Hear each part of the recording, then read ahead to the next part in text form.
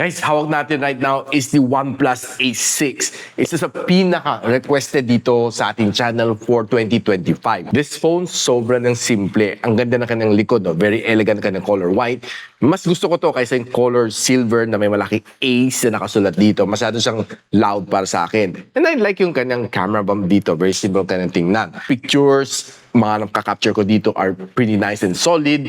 And honestly, one good thing dito sa kanya is sobrang paldo pa naglalaro ka ng games. I did play 3 games dito. Call of Duty Mobile, Wuthering Waves, saka si Genshin Impact. Walang problema. Ang ganda na experience. Si Genshin Impact kaya umabot up to 120 Hz screen refresh rate. And one good thing, guys, hindi lumagpas ng 42 degrees Celsius sa mga AAA games na nilalaro ko.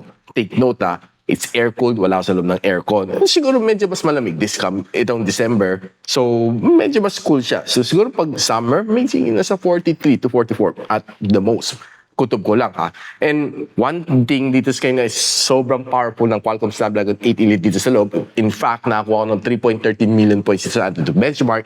Battery size, guys, sobrang paldo at 7,800 mAh.